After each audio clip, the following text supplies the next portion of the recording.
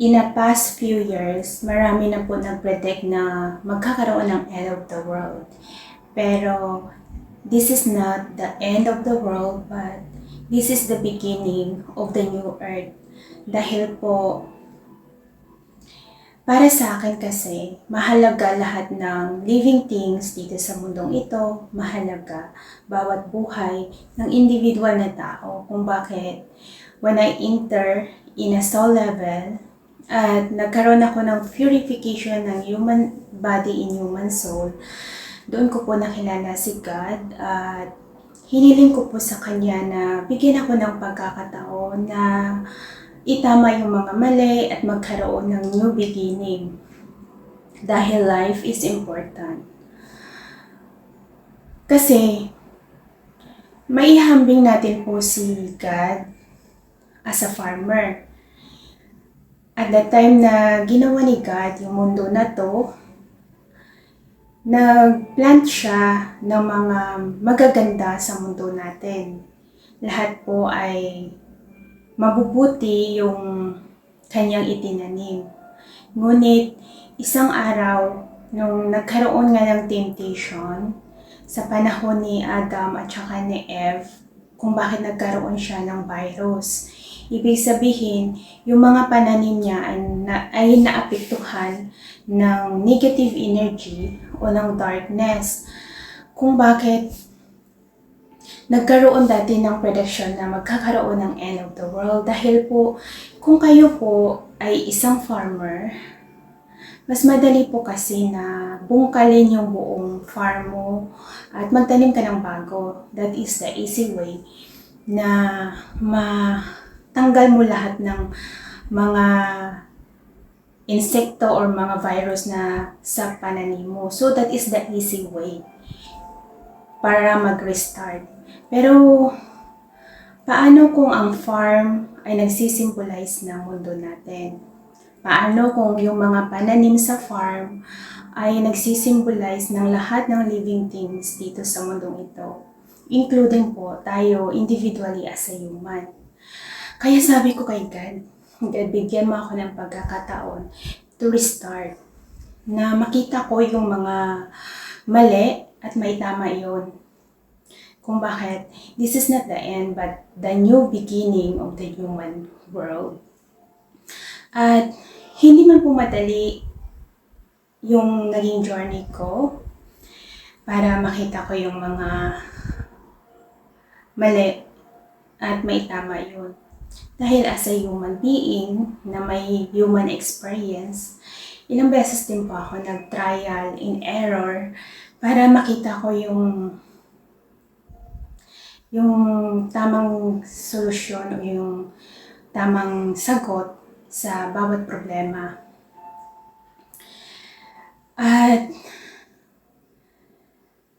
nakita ko na ang mga mali pala ay nanggaling sa fear of human.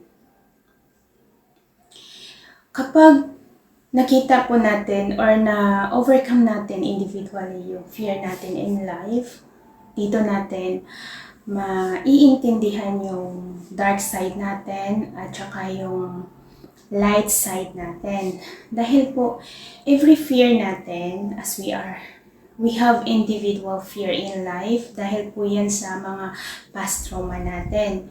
Nanggaling po kasi yan sa past experience natin na halimbawa po, merong isang tao na nanakit sa'yo na sumama yung loob mo. Instead po kasi na itama po natin yung mga mali natin as a human, madalas po kasi tinatakbuhan natin yung mga pagkakamali natin.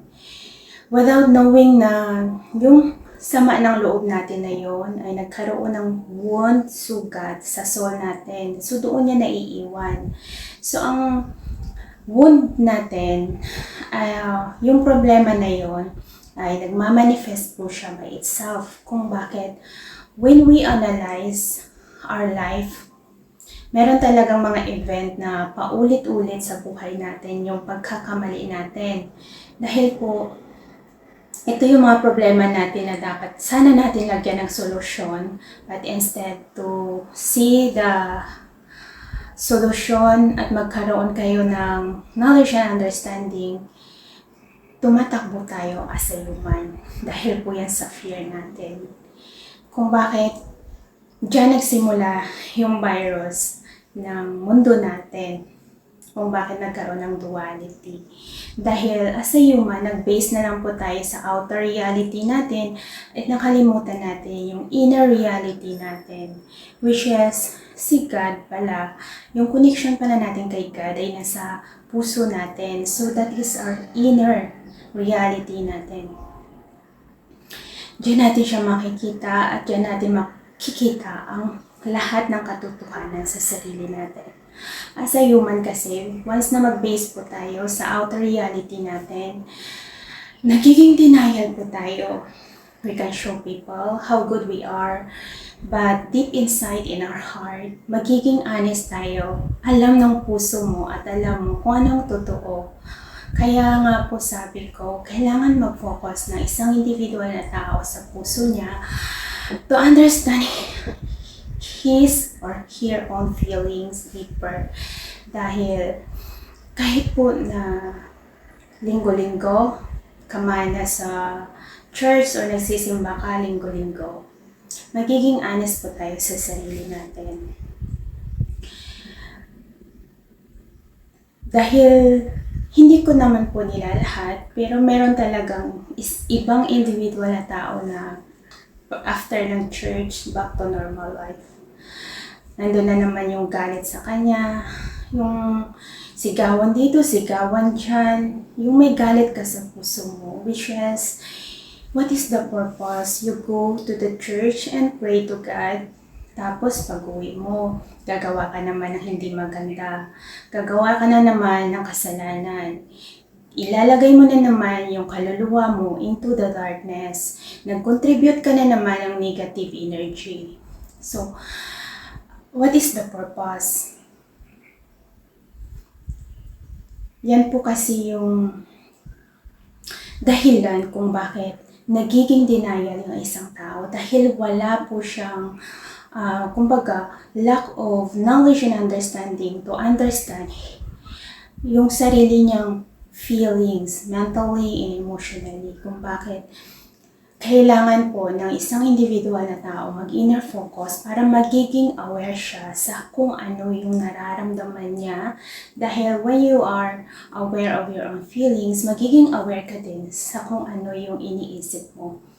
Kung bakit sabi ko kay God, give niya ako ng chance na may tama to. Kung bakit andito ako sharing and helping all of you na ma-improve nyo yung mind consciousness nyo and to make it higher into the fifth density of mind consciousness para nga makaka-enter kayo into a kingdom of heaven. And ang requirements lang talaga is to focus in our individual heart because you know the truth sa puso mo.